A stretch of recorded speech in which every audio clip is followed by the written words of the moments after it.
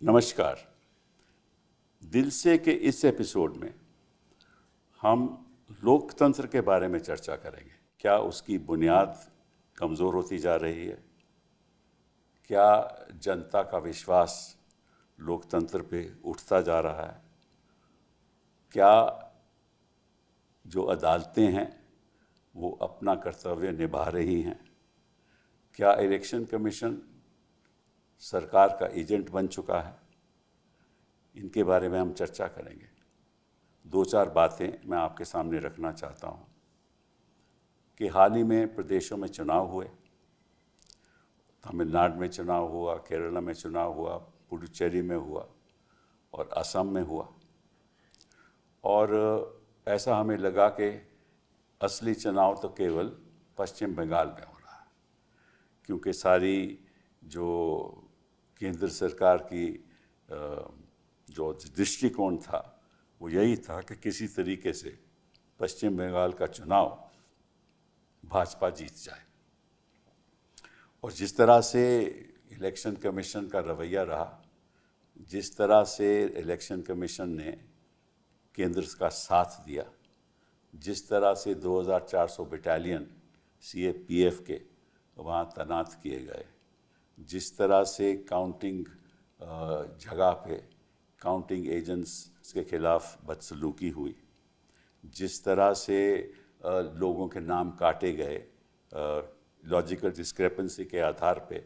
हमें नहीं मालूम लॉजिकल डिस्क्रेपेंसी का मतलब क्या है, लेकिन दर्शकों को यही बता सकते हैं कि अगर किसी का नाम बैनर्जी हो, वो बैनर्जी भी होता है, बंदोपाध्याय भी होता है, चैटर्जी भी होता है, चट्टोपाध्याय भी होता है।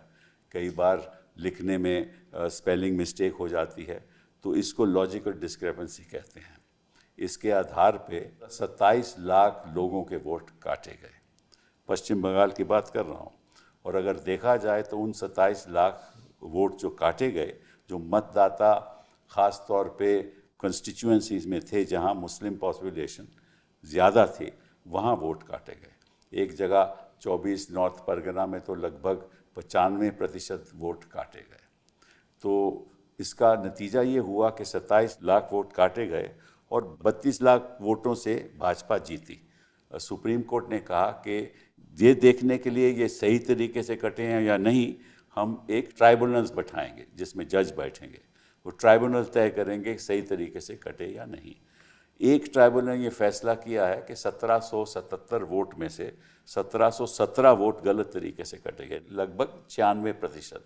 और फिर हमें पता चला जो 7 बाकी थे वो भी अपील खारिज हुई। दूसरी साइड की अपील थी कि वो वोट गलत तरीके से ऐड किए गए।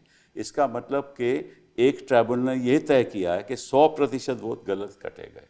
अगर ऐसे ही हुआ और बाकी भी ट्राइब्यूनल थे और वहाँ 27 लाख लोगों के वोट थे, अगर सब गलत कटे गए तो लोकतंत्र का मतलब क्या है? तो ऐसे शंकाएं जब पैदा होंगी तो चर्चा होगी, लोग समझेंगे कि चुनाव का मतलब ही क्या है। इससे बेहतर है तो चुनाव मत ही कराओ, आप ही फैसला कर लो किसको भेजना है असेंबली में और किसको नहीं भेजना। और जिस तरह से पैसे का इंतज़ाम हुआ, जिस तरह से नियुक्ति हुई इलेक्शन कमीशन के द्वारा कि कौन वहाँ चीफ सेक्रेटरी होगा, कौन वहाँ होम सेक्रेटरी होगा, 683 लोगों की वहाँ नियुक्ति की गई इलेक्शन कमीशन के द्वारा। और जो स्टेट रिप्रेजेंटेटिव भी था वो काउंटिंग जगह में, वो स्टेट रिप्रेजेंटेटिव भी, उसकी भी नियुक्ति इलेक्शन कमीशन ने की। लेकिन तमिलनाडु में चुनाव हुआ, केरला में चुनाव हुआ, असम की तो बात हम बाद में करेंगे। इन जगह पे तो कोई, ख़ास तौर पे तमिलनाडु और केरला में तो कोई ऐसा इलेक्शन कमीशन उस पर तो गौर कर ही नहीं रही थी। तो इसमें अब आगे क्या करना है, क्या नहीं करना, क्योंकि अगर ऐसा ही होता रहा तो हर चुनाव भी भाजपा जीत जाएगी। तो फिर 1 पार्टी 1 नेशन, और फिर अगर 2/3 इनको मिल गया पार्लियामेंट में तो निश्चित रूप से संविधान भी बदल आ जाएगा। इसी को लेकर आज हम 3 ऐसे लोगों से चर्चा करेंगे जिनकी जानकारी इस मामले में इतनी है कि आपको समझ आएगा कि किस तरीके से हमारा देश का लोकतंत्र चल रहा है। तो सबसे पहले तो मदन लोकर जी, आपका स्वागत करता हूँ। Thank you very much for being here. आप सुप्रीम कोर्ट में जज रहे 2012 से लेकर 2018 तक, और आज के दिन आप चेयरपर्सन है United Nations internal justice council के चेयरपर्सन की नियुक्ति हुई आपकी 2024 में। 28 तक आपकी टर्म है। आप पहले इसके पहले फिजी के सुप्रीम कोर्ट के मेंबर रहे, अभी फिर दोबारा आपको वहाँ आपका एक्सटेंशन हुआ है। आप दिल्ली में जज रहे 1999 से लेकर 2010 तक, फिर आप गुवाहाटी भी गए, आंध्रा भी गए, फिर सुप्रीम कोर्ट में आए, और आपने सामाजिक मुद्दे जो सुप्रीम कोर्ट सामने आए, सोशल जस्टिस बेंच हम कहते थे, आप उसमें आपका बड़ा योगदान रहा। और आप आईटी जो आज के दिन हम कोर्ट में इंफॉर्मेशन टेक्नोलॉजी के साथ वीडियो कॉन्फ्रेंसेस करते हैं, कोर्ट में बहस करते हैं, वो आप लोगों की देन है, क्योंकि आप उसमें कमेटी में आपने बहुत दिलचस्पी रखी और योगदान दिया। कल्याण बाबू, आप तो लॉजिकल डिस्क्रिपेंसी में शामिल हो गए, आपके बेटे, आप नहीं। आप लोकसभा के 2009 से लेकर तब से आप मेंबर रहे हैं लोकसभा, 9, 14, 24 और 19 और 24, और फिर आप वकील भी हैं, हमारी बिरादरी के हैं, बेबाक तरीके से आप बहस करते हैं और बड़े बड़े मुद्दे उठाते हैं, और जिस तरह से आप पार्लियामेंट में बोलते हैं तो हिंदुस्तान में कोई ऐसा ही शख्स हो जाए उसमें उससे उसको ये नहीं लगता कि हाँ अपने मन की बात कहते हैं आप। प्रधानमंत्री जी तो अलग तरीके से कहते हैं, लेकिन आपकी मन की बात दिल से जुड़ती है, तो आपका स्वागत है। प्रशांत जी, आपकी जो लेगेसी है वो रहेगी, कई साल रहेगी, क्योंकि जिस तरह से आपने सामाजिक मुद्दे उठाए, जिस तरह से आपने करप्शन के खिलाफ मुद्दे उठाए, जिस तरह से आप मतलब कि विद ग्रेट करेज अपनी बात सुप्रीम कोर्ट जजेस के आगे रखते हैं। और मैं तो वैसे सोचता हूं कि अगर क्योंकि आप आईआईटी के ग्रेजुएट रहे, मद्रास में आप गए, 1 सेमेस्टर थे बस, जो भी 1 सेमेस्टर थे, अगर आईआईटी में आप जाते भी तो वहाँ भी कुछ नई बात आप करते, क्योंकि लॉ में तो आपने नई बात कर दी, वहाँ भी आप ज़रूर कुछ नई बात करते। आप centre for public interest litigation की शुरुआत आप लोगों ने की, को फाउंडर थे आप। फिर कैंपेन फॉर जुडिशल अकाउंटेबिलिटी, आज के दिन भी वो चल रही है, लेकिन अकाउंटेबिलिटी कम है और कैंपेन अच्छी है। हाँ, आज के दिन अकाउंटेबिलिटी तो कम है। फिर स्वराज अभियान में आपका बड़ा योगदान रहा। तो नर्मदा बचाओ आंदोलन में और कई ऐसे जन लोकपाल बिल में कि आपका बड़ा योगदान रहा, लेकिन वो जन भी ख़त्म हो गया और लोकपाल भी ख़त्म हो गया। ये तो असलियत है। कल्याण जी, आपसे मैं आज शुरू करना चाहता हूँ कि स्थिति पश्चिम बंगाल में है क्या? आज के दिन क्या हुआ पिछले दिनों में, आप किस नज़रिए से देखते हैं? देखिए, आप ऊपर से देखेंगे जनमत हम लोग का अगेंस्ट में है, ठीक है। एसआईआर का बारे में तो आप बोल ही दिया कैसा हुआ। अब जाए would give some illustration only. जो सबसे बड़ा मुद्दा है, आपने इलेक्शन देखा, लाइन में खड़ा है सब, प्रेस है, पिक्चर है, सीसीटीवी है बाहर में, यू कैन वॉच इट, आप लोग देख सकते हैं, सब देख सकते हैं। उसके बाद स्ट्रांग रूम में ले गया, स्ट्रांग रूम का जो है सीसीटीवी है, प्रेस कॉर्नर है, स्ट्रांग रूम गार्ड दे रहा है, वो भी आप देख सकते हैं, सब देख सकते हैं। लेकिन काउंटिंग में सीसीटीवी है, बाहर का कोई नहीं देख सकता है। वी हैव हम लोग आइडेंटिफाई किया है 50 सीट्स, 50 सीट, 50 सीट में हमारा जो कैंडिडेट है, चीफ इलेक्शन एजेंट था और काउंटिंग एजेंट था, उन लोग को मार के निकाल दिया था, पूरा मार के निकाल दिया 50 सीट में। कोई कंप्लेन भी नहीं लिया। मोडस ऑपरेंडी क्या है? मोडस ऑपरेंडी है 8 to 10,000 जो वोट है, 8,000 से 10,000 उसका ऊपर में हम लोग जीतते हैं, उसमें कुछ नहीं किया। और 8 से 10,000 वोट में जब जीत के रहते हैं तो उसमें मार दंगा करके निकाल देने के बाद वो लोग जीत गया। एक ये है। दो नंबर इशू है। तो आपने कंप्लेन क्यों नहीं किया? कंप्लेन कुछ किया, कंप्लेन कौन लेगा? ममता दी का कंप्लेन भी नहीं लिया। 5 राउंड पहले ममता दी को मार के निकाल दिया। वो जो आरओ था इलेक्शन कमीशन का, वो आरओ अब चीफ मिनिस्टर का डिप्टी सेक्रेटरी बन गया। Deputy secretary, principal secretary? Deputy secretary, I am coming, deputy secretary. अच्छा। और जो सीईओ था, चीफ इलेक्टोरल ऑफिसर, उन्होंने आज चीफ सेक्रेटरी बन गया। अच्छा। और जो स्पेशल ऑब्जर्वर था, जो एसआईआर से पहले से कर रहे थे, सुब्रत गुप्ता, उन्होंने आज के प्रिंसिपल सेक्रेटरी बन गया। ये अजाब चीज है। ये देश अजाब चीज में भरा दिया। कोई कभी चिंता करने का ये नहीं आया कभी। जो कल सीओ था, आज से चीफ सेक्रेटरी, जो आरओ था वो आज deputy secretary. Election commission was an eyewash existence. वो जो है ना, इलेक्शन कमीशन एक तो आईवास था। इलेक्शन पूरा कंडक्ट किया बीजेपी ने। 31 सीट्स हम लोग आइडेंटिफाई किया, जिसमें एसआईआर का डिलीशन का बाद आफ्टर एडजुडिकेशन जितना था, एक इलस्ट्रेशन 5,400 डिलीशन हुआ, करेक्ट? अपील पेंडिंग, मेरा कैंडिडेट हार गया 826 वोट में। एक इलस्ट्रेशन राजारहाट, पूरा काउंटिंग हो गया, हमारा कैंडिडेट जीत गया 1,500 वोट में। फिर बीजेपी हंगामा किया, फिर रिकाउंटिंग हुआ। रिकाउंटिंग में 4-5 राउंड में पीटा के निकाल दिया। 1,000 वोट में वो लोग जीत गया। ये कोई इलेक्शन नहीं है। आप लोग बोल रहे हैं ना जनमत ऐसा है, पश्चिम बंगाल में जनमत ममता बनर्जी का अगेंस्ट में नहीं है। ये पूरा अमित शाह का खेल है। हम उनका नाम लेके बोल रहे हैं। ऑफ कोर्स मोदी जी है, दिमाग में देते हैं।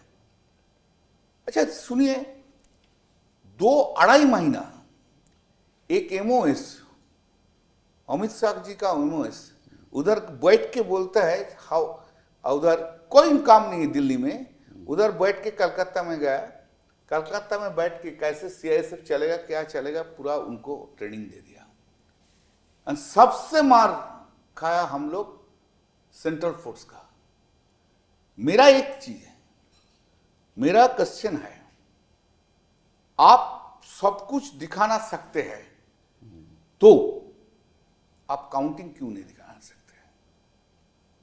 Where is transparency? Where is transparency?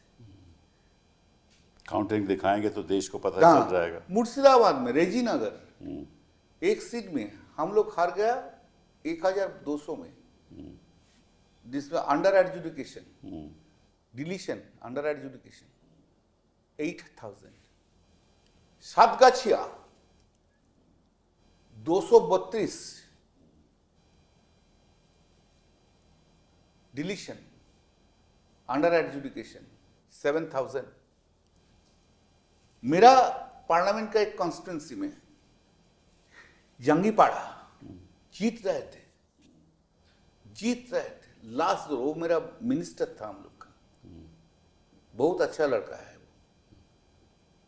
2 round का पहले उसको पिटा के निकाल दिया। तो ये फिर चुनाव नहीं हुआ। ये चुनाव नहीं है, ये मजाक है। चुनाव के नाम में एक मजाक है। लोकतंत्र आप के जो नाम बोल पे रहे मजाक। हैं वही होगा, बार बार बीजेपी ही आएगा इस तरीके से। सुनिए सर, जिसका अपॉइंटमेंट सच्चा तरीका से नहीं हुआ है, उसका पास से आपको क्या मांगना है? उसका पास से आप क्या मांगेंगे? जो अमित शाह के कृपा में चीफ इलेक्शन कमिश्नर बना, तो उसका पास अब क्या जस्टिस मिलेगा? पहले भी तो सरकार बनाती थी ऐसे ही चीज का इलेक्शन कमिश्नर, पहले भी तो सरकारें बनाती थी। हाँ, लेकिन ये तो अलग तरीका से, पहले जो था ऐसा नहीं था। हमने चीफ इलेक्शन कमीशन का देखा था पहले जो उनका रवैया अलग होगा, लेकिन नहीं, वो जब कोऑपरेटिव का सेक्रेटरी था अमित शाह का अंडर, हाँ वो तो हमें उधर से चला गया, कुछ नहीं जानते हैं, बहुत एरोगेंट है, बहुत एरोगेंट है। इतना एरोगेंट आदमी हम कभी किसी को नहीं देखा। गेट आउट, एमपी का सदा इस तरह से बात करता। हम क्या सर, हम कहाँ जस्टिस मिलेगा? आप तो गए हैं सुप्रीम कोर्ट में, आप गए हैं? गए हैं, भरोसा करना चाहिए। चलो वो देखते भरोसा हैं, देने का कोई है? वो तो देखते हैं। मैं आपसे भरोसा देने के देगा। अब प्रशांत जी, आप तो कोर्ट में बड़ी मजबूती से लड़ाई लड़ते रहे हैं, आपको क्या लगता है, क्योंकि आप जमीन की भी असलियत जानते हैं, वहाँ क्या हो रहा है और कोर्ट में भी क्या हो रहा है, आप जरा अपना देखिए, ये तो बिल्कुल क्लियर है कि जिस तरह से एसआईआर करवाया गया उसी से साफ है कि इलेक्शन कमीशन कोई कानून की परवाह नहीं कर रहा था, कोई रूल्स की परवाह नहीं कर रहा था, अपने ही मैनुअल की परवाह नहीं कर रहा था, बिल्कुल मनमाने ढंग से ये एसआईआर करवाया गया। देखिए, आज से पहले 1951 में जब पहली बार वोटर्स लिस्ट बनी थी, उसके बाद नए सिरे से कभी वोटर्स लिस्ट नहीं बनाई गई हिंदुस्तान में। जी हाँ, सिर्फ एक बार एक कंस्टिट्यूंसी के एक पार्ट में यूपी में इलेक्शन कमीशन ने बनवाई थी, करीब 20-22 साल पहले। उसमें कानून में लिखा है, एक्ट में लिखा है कि they can order intensive revision in a constituency or part of a constituency for reasons to be recorded in writing. ऐसे en masse कभी नहीं कराया गया।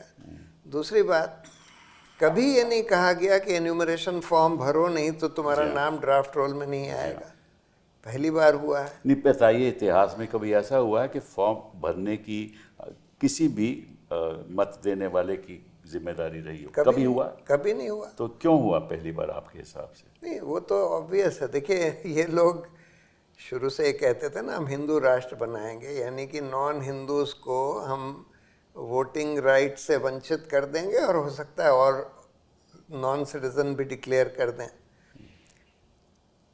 इन्होंने कोशिश करी एनआरसी करके करने की, आसाम में किया, लेकिन वहाँ सुप्रीम कोर्ट ने क्योंकि मॉनिटर कर लिया और कम्युनल बेसिस पर नहीं होने दिया, तो वहाँ पर जो 19 लाख लोगों का नाम एनआरसी से हटा, वहाँ पर भी उन्होंने ये बोल दिया था कि तुम ये सारे डॉक्यूमेंट दिखाओ तब तुमको हम एनआरसी में डालेंगे।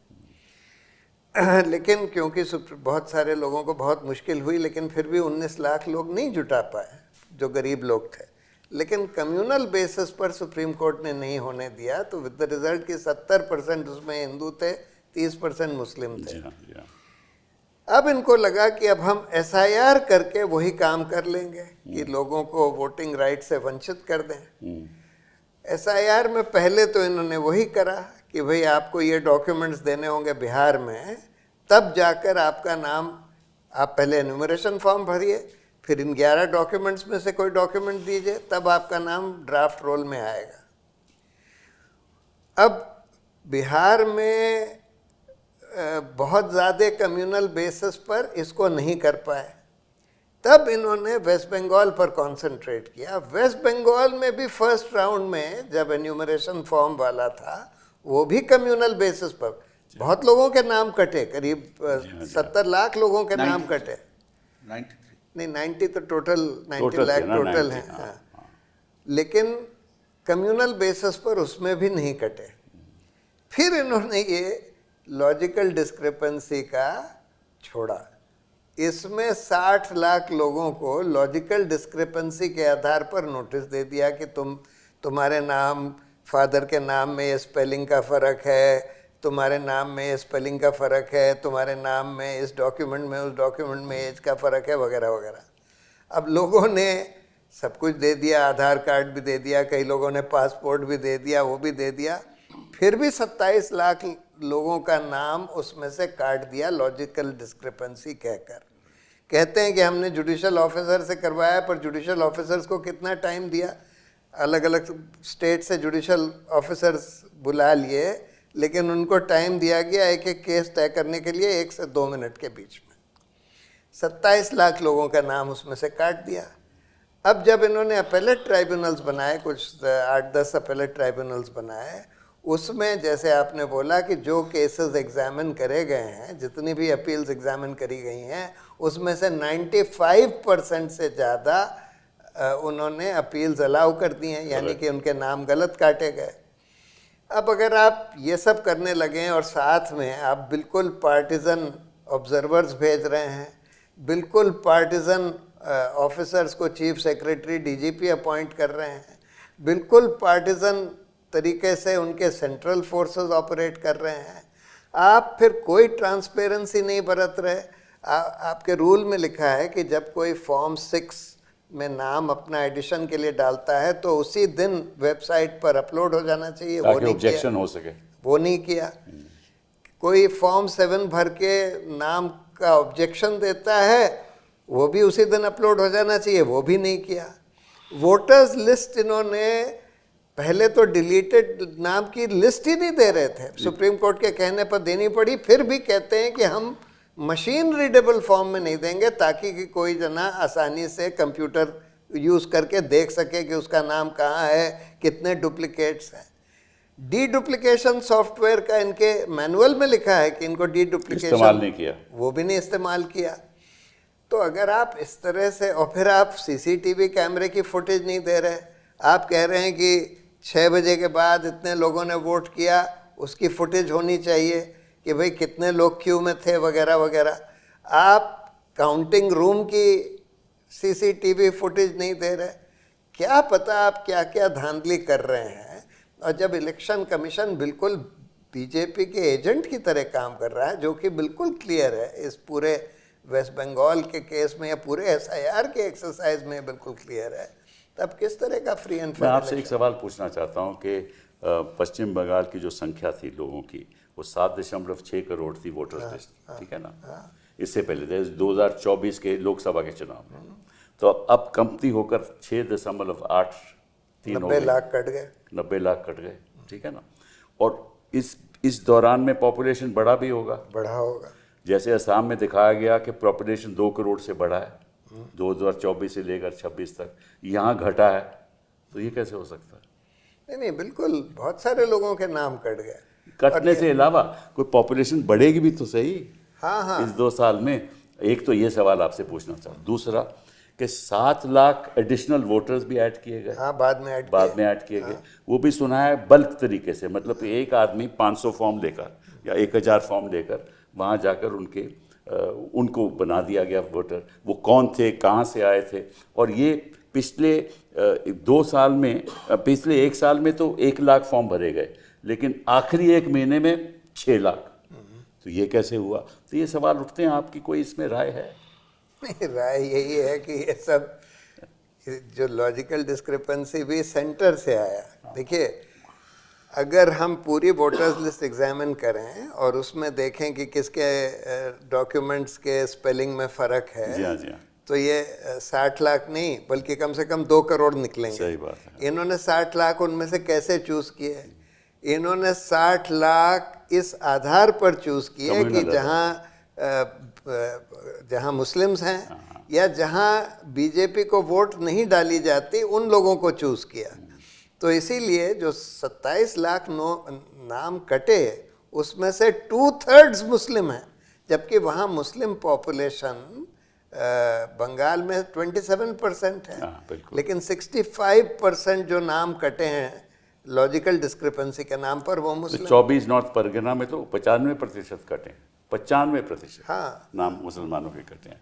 अब लोको जी, इसलिए मैं आपसे अब पूछ रहा हूँ। शुरुआत तो हमेशा मैं आपसे ही करता हूँ, बट आज इसलिए नहीं की कि ताकि आप एक सुप्रीम कोर्ट के जज रहे हो, अगर आप वहाँ बेंच पे बैठ के ये आप सुनते तो आप क्या करते? सवाल मुश्किल है, लेकिन हाँ, मुश्किल है। अब ये सब सुनने के बाद ये लगता है कि वो इलेक्शन रोकना चाहिए था किसी तरह से। हाँ, पर ये आई थिंक नामुमकिन है, पर फिर भी ये जो 27 लाख लोग हैं इनके बारे में मैं कुछ कहना चाहता हूँ। वो ये है कि हम कई सालों से, अभी नहीं पर कई सालों से ये सुन रहे हैं कि जब इलेक्शन होता है आप जाइए वोट कीजिए, जनरल इलेक्शन हो या म्यूनिसिपल इलेक्शन हो, कोई सा भी हो। अब ये 27 लाख लोग वोट करने जा रहे थे, ये सिटीजन्स हैं, ठीक है, और आप इनको कहिए, आप इनको कहते हैं कि ठीक है आप वोट नहीं कर सकते, क्यों? क्योंकि आपके नाम में फ़र्क है या कुछ और फ़र्क है। तो अगर ये वोट नहीं कर सकते तो सबको कहना कि आप जाके वोट कीजिए, इन लोगों का क्या होगा? एक तो ये है। दूसरी बात ये है कि ये सिटीजन्स हैं या नहीं हैं। अगर ये सिटीजन्स हैं तो इनको वोट करना चाहिए और इनको वोट की परमिशन होनी चाहिए। It's a right, it's a right. पर आप कह रहे हैं कि नहीं, हम इनको वोट नहीं करने देते। तीसरी बात, ये जो ट्राइब्यूनल्स, अपेलेट ट्राइब्यूनल लगाए गए, अब एक अपेलेट ट्राइब्यूनल जो कि मेरे ख्याल कोई रिटायर्ड चीफ जस्टिस थे, जी हाँ, उन्होंने 100% अलाउ किया। जी हाँ, जो जैसे आपने बताया कि 60 केसेस इलेक्शन कमीशन या किसी और ने फाइल किए, वो डिसमिस कर दिए। जी हाँ। तो 100% लोगों को मतलब कि 100% लोग गलत तरीके से डिलीट हुए। हाँ, गलत तरीके से डिलीट हुए, ये एक ट्राइब्यूनल में। बाकी ट्राइब्यूनल्स का पता नहीं कि क्या पोजीशन क्या है, कितने केसेस उन्होंने डिसाइड किए या नहीं किए।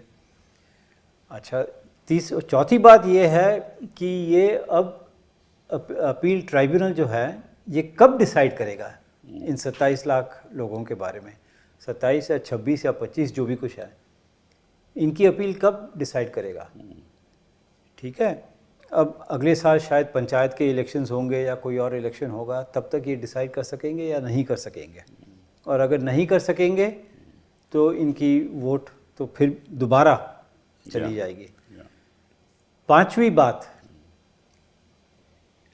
अब अखबार में आया है, कहाँ तक सच है मैं कह नहीं सकता, पर अखबार में आया है कि इनको जो बेनिफिट्स मिल रहे थे वो नहीं मिलेंगे। क्यों? क्योंकि ये इलेक्टोरल रोल में नहीं है, और अगर इलेक्टोरल रोल में नहीं है तो इनको बेनिफिट कौन देगा? मतलब ये तो या तो ये सिटीजन्स नहीं हैं, या जैसे कहते हैं घुसपैठिया या जो भी कुछ है, तो इनको बेनिफिट्स नहीं मिलेंगे। तो ये अगर आप पूरी तरीके से देखें, ये 27 लाख लोगों को जो वोट करने से रोका गया है, मेरे हिसाब से तो बिल्कुल ही गलत है। और ना तो कोई रीज़न दिया गया उनका नाम के डिलीशन का, ना ही उनको हियरिंग दी गई। हाँ, 27 लाख लोग जिनके नाम काटे गए, no hearing and no order giving reasons as to why their name has been deleted. More interestingly, जो रीजन की बात बोल रहे हैं, सुप्रीम कोर्ट बोल रहा है इतना कैसे रीजन देंगे सबको? आप तो reason is an integral part. Kalyan ji, लेकिन सुप्रीम कोर्ट जजेस से इतना लोग को रीजन देना तो क्या संभव नहीं है? जो संभव ही नहीं है तो तुम सुनता क्यों है? संभव ही नहीं है तो आप 27 लाख लोगों के नाम कैसे कटने तो दे रहे हैं? संभव ही नहीं है तो इस सबको तो का जस्टिस का तो कोई। But Kalyan, this is a statutory right, sir तो you can't take away a person's right कि आप आपकी राइट है। First statutory right, sir, first statutory right, then the I am saying violation of a natural justice is a correct part of Article 14, constitutional right. तो मैं आपसे सवाल पूछता हूँ कि आपने एक बात की ना कि ये सिटीजन्स हैं, तो कोई सिटीज़न अगर मैं कोई सवाल उठाए मेरी सिटीजनशिप के बारे में, मैं वोटर हूँ, चलिए मैं दिल्ली में वोटर हूँ, और कोई कहता है कि साहब आप सिटीज़न नहीं हो, ठीक है, मेरा नाम डिलीट हो जाता है, तो मैं पूछना चाहता हूँ कि ये ओहदा सिटीजनशिप का ये तो केंद्र सरकार तय करती है ना, ये इलेक्शन कमीशन तो इलेक्शन कमीशन नहीं करती। तो फिर इस आधार पे आप उसका नाम कैसे डिलीट कर सकते हो? पहली बात ये। दूसरी बात, अगर वो सिटीजन है तो फिर इसका वोट करने का हक है, बिल्कुल, बिल्कुल। जब तक वो 18 साल से उसकी उम्र ऊपर है, वही ना, बिल्कुल। अच्छा, उसका हक है। आपने डिलीट क्यों किया? क्योंकि उसका नाम बंदोपाध्याय नहीं है, बाप का नाम बंदोपाध्याय है, या बंदोपाध्याय बेटे का नाम है, बाप का नाम बैनर्जी है, ठीक है ना? इनसे हुआ है, इनके साथ हुआ है। इनके बेटे के लॉजिकल डिस्क्रिपेंसी में था। आप दो चार और उदाहरण जरा बता दीजिए हमारे ऐसा है, चटर्जी चट्टोपाध्याय है, और बताइए। खान, हाँ, खान, इसको खान सब एक ही है। मुखर्जी मुखोपाध्याय है, मुखर्जी मुखोपाध्याय, हाँ, ऐसा तो वो गांगुली गंगोपाध्याय है। करेक्ट। तो ये लॉजिकल डिस्क्रिपेंसी हो गया। इससे बहुत कुछ है और है, और सो मेनी एग्जांपल्स। नहीं, फिर उसमें एक स्पेलिंग मिस्टेक भी तो होती है। स्पेलिंग मतलब कि मिस्टेक आप होता है। लिखते बंगाली में हो, उसके बाद उसका तर्जमा होता है, दत्ता। हाँ हाँ, तर्जमा अंग्रेजी में होता है, हाँ, दत्त। हाँ, दत्त। स्पेलिंग में गलती होती है, दत्त की DA या DU तो वो भी लॉजिकल डिस्क्रिपेंसी। मोहम्मद के स्पेलिंग। तो मतलब 10 ये तरीके से आप इस मोहम्मद ये लिख सकते कौन सी बुनियाद है सर, जिसके सबसे आधार पे आप किसी का नाम कैंसिल कर सर, सकते हम लोग तो सीखा है एक बार छोटा से, प्रॉपर नाउन में कोई मिस्टेक नहीं होता है। प्रॉपर नाउन में कोई मिस्टेक नहीं होता है। Whether Correct. This is the we have learned it, That's this is right. Way the English is. That's right. लोग But अपना if- पासपोर्ट दे रहे हैं, हाँ, बर्थ उनका भी- सर्टिफिकेट दे रहे हैं, उनका भी नाम कट कटा गया है। तो ये फिर मजाक हो गया ना, इलेक्शन की क्या पूरा बात? मजाक हो गया फुल। वो तो एक पार्ट है, तो फिर आगे क्या लेकिन होगा? असली खेला तो अगला है। वो क्या है जरा बता। असली खेला तो इलेक्शन। सर, मेरा पास मैसेज है, message I can't open it now. असली खेला काउंटिंग में होगा। एक चीज आप लोग समझ लीजिए, बहुत इंपॉर्टेंट, एंड हम तो बोल रहे हैं, सब बोलता है जनमत जनमत जनमत। अरे जनमत सब कुछ दिखाया भाई। जब इधर तक आपको इधर दिखाया जाए, उसका बाद अंदर में जाएंगे तो सब कुछ बंद है। ये नहीं दिखाएंगे तो क्या होगा? मैं आपसे पूछता हूँ कि ये वीडियो रिकॉर्ड होता है, सब कुछ हाँ, होता है ना अंदर? होना चाहिए, नहीं होता है, होना चाहिए, नहीं जरूर हुआ होना चाहिए सर। हुआ कि नहीं हुआ वो हम नहीं जानते, हम तो काउंटिंग में नहीं था। नहीं, अब नहीं थे तो आपने कोई कंप्लेंट दी कि साहब, या आपने याचिका डाली या RTI डाला कि आप जैसे सारे जो भी है? वो हम लोग, सुनिए सर, कंप्लेंट देने का कोई मौका नहीं था। आप याचिका तो डाल एक सकते हैं, नंबर, हाँ। दो नंबर, बंगाल में देखा आप क्या हुआ 2-3 बजे का बाद काउंटिंग का दिन में? हाँ, बहुत हिंसा का, बहुत हिंसा, पिटा के रख दिया। पुलिस स्टेशन भी रात, overnight they have changed, police भी चेंज हो गया। हम लोग को पिटाते थे। मैं एक हमारा कैंप में बैठा था, हम आ रहे थे, सब दौड़ते थे मेरा कैंप से। क्या हुआ? सब आके वो श्रीराम बोल के पिटाता था। CIA से पूरा खड़ा था। जब हम घुसा उसका बाद उनको लगा नहीं करना। लड़की लोग को छींटता था। देश पूरा आज तक कोई सिक्योरिटी नहीं है। आप जानते हैं अभिषेक बैनर्जी Z+ सिक्योरिटी, कल उनका सिक्योरिटी Z+ का कैंसिल कर दिया। एक भी सिक्योरिटी नहीं है, not a single security is there.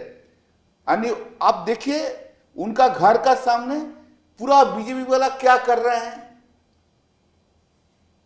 उसका लड़का है 4 बरस का, उसका लड़की है 6 बरस का। क्या हो रहा है पश्चिम बंगाल में?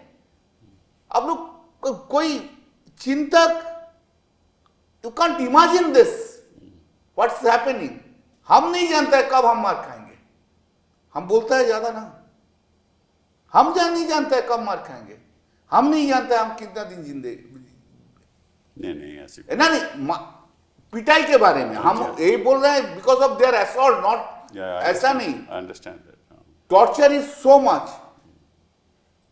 सबको गांव में जाके खून करके रख दिया। असली Bengal is a place of now. असली प्रॉब्लम तो वर्कर की होती है जो आपके पक्ष में काम आज के वर्कर सिर्फ नहीं, लीडर भी, वर्कर तो छोड़ दीजिए। सबको पिटाई हो रहा है, सबका घर का सामने जाके वो रात से शुरू हो गया। अच्छा, ये जो 6 लाख की एडिशन, 7 लाख की एडिशन की हुई थी, वो आपको मालूम है कैसे हुई थी? 6 लाख को बल्क वो तो बात आप तो जानते हैं, वो तो एक मुद्दा हम एक बार उठाया था सुप्रीम कोर्ट में।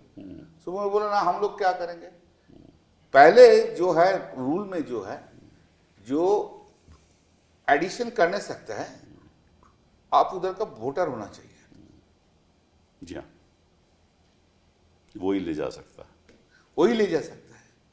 जब डिलीशन के बारे में बोलते था, ये जो हुआ fundamental statutory scheme is that आपको जब एडिशन करने के लिए आप जब डिपॉजिट करेंगे उसको इंक्वायरी होगा। जी हाँ, लोकल इंक्वायरी होगा, नोटिस बोर्ड पे जाए, लोकल इंक्वायरी होगा। तो लोकल इंक्वायरी तो नहीं हुआ भाई। मेरा पास ऐसा है जो मेरा कॉन्स्टिट्यूंसी से बोल रहा है, दादा इसे इधर 100 आदमी आके वोट दे के चला गया, उसका नाम वोटर लिस्ट में है, कभी तो ये गांव में नहीं रहते। तरीका ऐसा था सर, आपको हम बोल रहे हैं, तरीका ऐसा था, एक दिन का नहीं। ये प्लानिंग 1-1.5 बरस से चल रहा है। प्लानिंग कैसा है, थोड़ा थोड़ा करके घुसाओ अंदर में दो। एक इंडस्ट्रियलिस्ट है, फैक्ट्री बनाया, उसका जितना वर्कर था सब बाहर से ले आया। अच्छा, आई सी, सब बाहर से, सब 1 बरस का अंदर हो गया। वो बाहर से आके पूरा वो गांव में बैठ के, वो बूथ में बैठ के वोट दे के चला गया। अब जो स्मॉल स्केल इंडस्ट्री दिख रहा है, जो सरकार का स्कीम है, आयुष्मान भारत है, कहां से लेके जाता है? सब बाहर से। आप जानते हैं जो इलेक्शन का पहले 23 और 29 का पहले कोई ट्रेन में कोई टिकट नहीं मिलता था, फ्लाइट में कोई टिकट नहीं मिल रहा था। हमारा साथ ट्रैवल कर रहे हैं कोई गुजरात का एक लड़का, भाई कहां जा रहे हो? बोले बंगाल में जा रहा है, कलकत्ता जा रहा है। वो सूरत से तो ट्रेन चली थी, सूरत से ट्रेन लेके आया, पूरा ट्रेन, कोई ट्रेन में टिकट नहीं था सर। वो भी priority, you can't understand. Special train दे दिया। यही है डेमोक्रेसी हमारे देश में। मैं प्रशांत जी आपसे एक सवाल पूछता हूँ कि आपने बहस की थी कि ये सिटीजनशिप के मुद्दे पे बहस की थी, कौन सिटीजन है कौन नहीं है, केंद्र सरकार का हक है।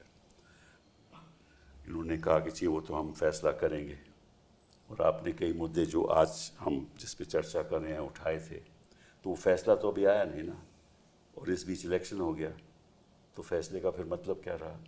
मैं आपसे पूछना चाहता हूँ। यही तो प्रॉब्लम है कि अब रिजल्ट तो आ गया, इलेक्शन तो हो गया, जो मुद्दे उठाए गए उस पर बगैर फैसला दिए सारे चुनाव कराने दिए जा रहे हैं। इलेक्शन कमीशन की मनमानी चलने दी जा रही है।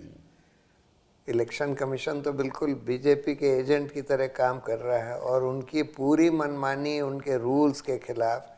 हमने ये सब बातें बताई कि देखिए इनके मैनुअल में लिखा है, इनके रूल्स में लिखा है कि ये सब ट्रांसपेरेंसी होनी चाहिए, इस तरह से होना चाहिए। सिटीजनशिप के आधार पर आप लोगों का नाम काट नहीं सकते, आप उसको फ्लैग करके सेंट्रल गवर्नमेंट या माइग्रेंट इलीगल माइग्रेंट ट्राइब्यूनल या कोर्ट में भेज सकते हैं, काट नहीं सकते।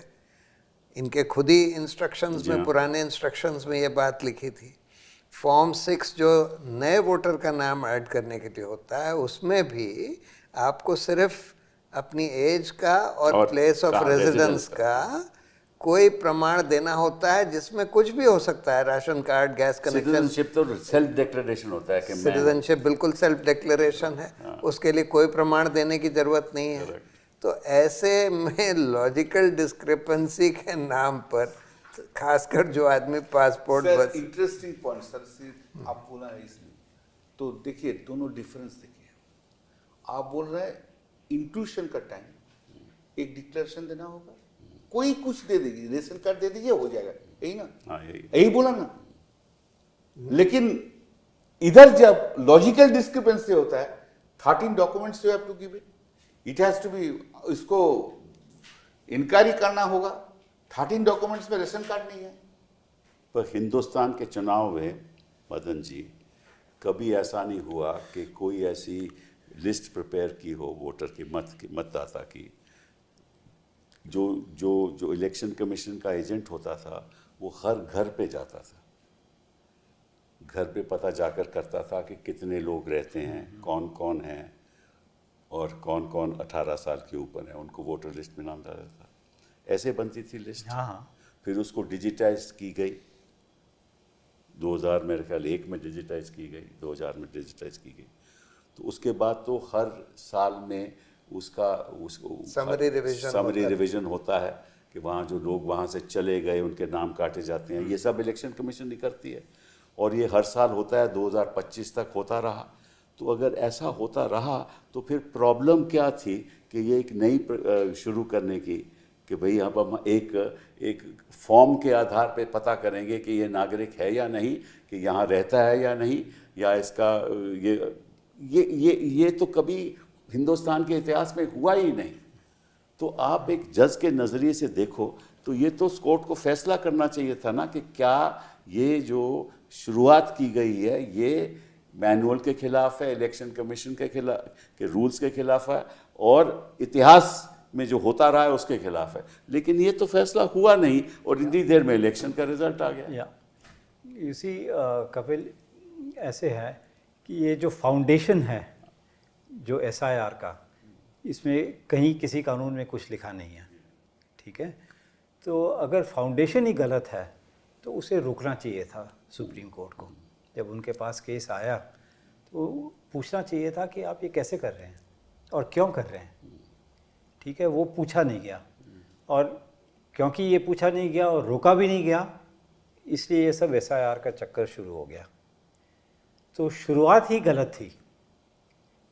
अच्छा, और फिर टू मेक श्योर कि ये सक्सेसफुल हो जाए, जो भी कोई प्लान कर रहा था, पहली बार जहाँ तक मुझे याद है 600 अफसर, 683 अफसर, हाँ, 683 राइट, हाँ, उनको ट्रांसफ़र किया गया। जी हाँ, पहली बार हुआ है, ठीक है। चीफ सेक्रेटरी को ट्रांसफ़र किया गया, डायरेक्टर जनरल पुलिस को ट्रांसफ़र किया गया और ऐसे 600 और लोग हैं। अब नेचुरल जस्टिस कह रहे थे। अब कोई किसी सरकारी अफसर को कैसे कह सकते हैं कि भाई मैं आपको ट्रांसफ़र कर रहा हूँ? कोई वजह होनी चाहिए, वो भी नहीं थी।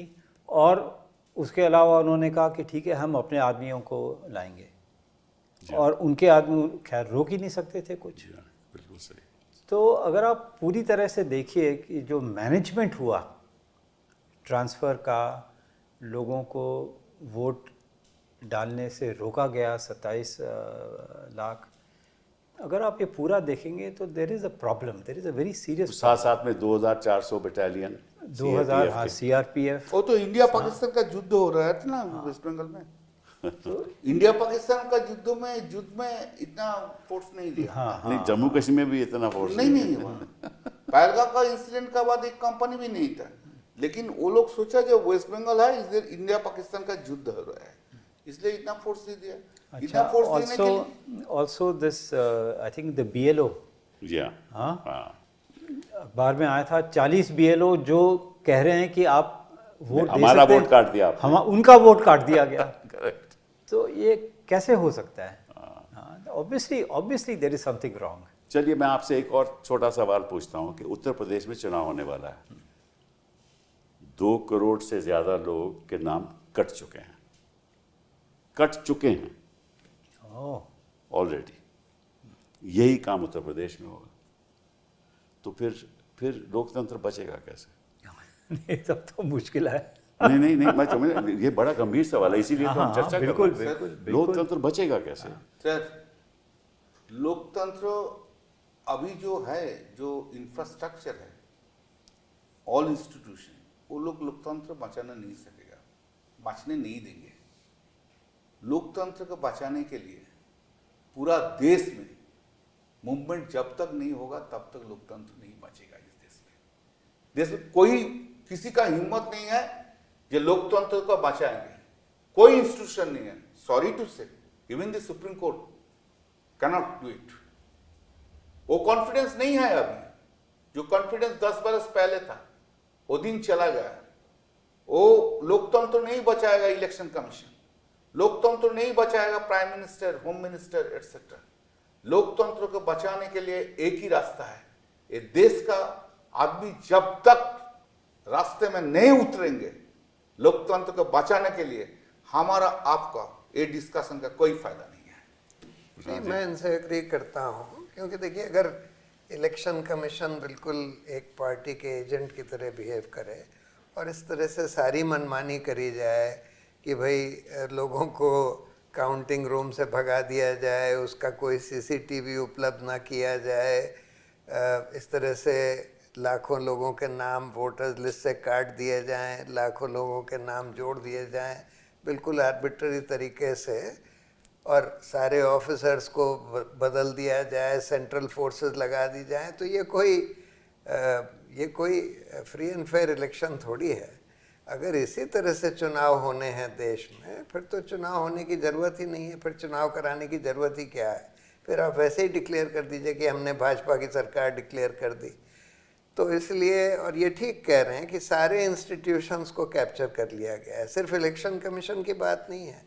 आजकल जुडिशरी की भी हालत बहुत ख़राब हो गई, और दूसरा बाकी इंस्टीट्यूशंस तो हम देख ही रहे हैं, पुलिस का हाल देख ही रहे हैं, जो इन्वेस्टिगेटिव एजेंसीज ईडी सीबीआई वगैरह का हाल देख ही रहे हैं, मीडिया का हाल देख रहे हैं। तो ऐसे में लोकतंत्र क्या चलेगा? मैं इनकी बात से सहमत हूँ। जब तक इस देश की जनता जो रियल स्टेक होल्डर है, जब तक वो सड़कों पर नहीं उतरेगी लोकतंत्र बचाने के लिए, तब तक नहीं बचेगा। आखिरी सवाल, इस चुनाव सवाल पूछने के पहले I just want to add कि हम फाउंडेशन की बात कर रहे थे। जी हाँ, चीफ इलेक्शन कमिश्नर की अपॉइंटमेंट कैसे हुई? हाँ वो तो ठीक है, सब जानते हैं। हाँ, तो सुप्रीम कोर्ट ने कहा था कि there should be a committee जिसमें प्राइम मिनिस्टर हो, leader of opposition, chief justice of India, और कानून आया गया कि चीफ जस्टिस ऑफ इंडिया को निकाल दिया गया और कोई कैबिनेट मिनिस्टर। तो शुरुआत वहाँ से होती है, ठीक है, अपॉइंटमेंट से, फिर उसके बाद SIR और ये सब, सॉरी बस ये बात दूर तलब तक जाएगी। सर, लेकिन आखिर सवाल, इस चुनाव में इतने कम्युनल स्टेटमेंट्स हुए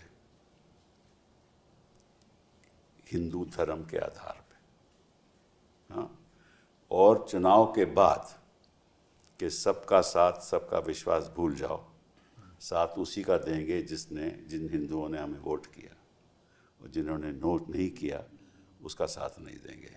ऐसी तो बातें इस देश में खुलेआम हो रही हैं और कोई अपनी आवाज़ उठाने को तैयार नहीं। मैं समझता हूँ कि जिस तरह से ये चुनाव हुआ, धर्म के आधार पे वोट मांगे गए, वो अपने आप में संविधान का उल्लंघन है, रिप्रेजेंटेशन ऑफ पीपल्स एक्ट का उल्लंघन है और करप्ट प्रैक्टिस। बिल्कुल। और आप जानते होंगे कि आपका एक फैसला भी है उसके बारे में। हाँ, और आप जानते होंगे कि किसी मंत्री ने कहा था गोली मारो। हाँ, तो सुप्रीम कोर्ट ने कहा बोला नहीं, वो उसमें गलत कुछ नहीं, कोई गलत कुछ नहीं। तो फिर ठीक है, चलो सर, क्या हो गया अभी, एक चीज बहुत क्लियर है, पहले जुडिशियरी सिटीजन को इंटरेस्ट देखते थे, अभी जुडिशियरी सरकार का इंटरेस्ट और इंस्टीट्यूशन का इंटरेस्ट देखते हैं। सिटीजन का इंटरेस्ट को गोली मारो, लेकिन उनको रखो जी। भाई सुप्रीम कोर्ट का इंस्टीट्यूशन है, उनका इंटरेस्ट तो देखना चाहिए। उनका इंटरेस्ट भी तो है ना, कि जो आम आदमी के मन में उनके प्रति विश्वास हो कि सब निष्पक्ष तरीके से फैसला। आज वो विश्वास उठ गया है। मैं तो रोज़ देखता हूँ ना, मैं सोशल मीडिया को क्लोजली फॉलो करता हूँ। आज इस देश में बहुत कम लोग ये मानते हैं कि आज की जो न्यायपालिका है वो निष्पक्ष है और वो सरकार के इन्फ्लुएंस में नहीं काम कर रही है। तो कॉन्फिडेंस हम आम आदमी पे रखें। आदमी छोड़ के कुछ नहीं होता है। सुनिए सर, एक बात बोलूं, ये जो पब्लिक है ना, ये हर दिन फाइट करते हैं, हम लोग जानता नहीं है। आदमी लोग है, peoples of the country, they fight every day. चलिए, let's hope that the people take up this cause और सुधार आए और निष्पक्ष तरीके से संस्थाएं चली, सुप्रीम कोर्ट के फैसले हों और सिटीजन के प्रति हों और सारी एक्सरसाइज इंक्लूजनरी हो, मतलब कि किसी का वोट देने का हक किसी को हक नहीं है उसको छीनने का। संविधान में वो छीन नहीं सकते, सुप्रीम कोर्ट नहीं छीन सकती, कोर्ट नहीं छीन सकते। वो हक नागरिक का है और वो हक रहना चाहिए और इसके लिए लड़ाई लड़नी चाहिए। बहुत बहुत धन्यवाद आप।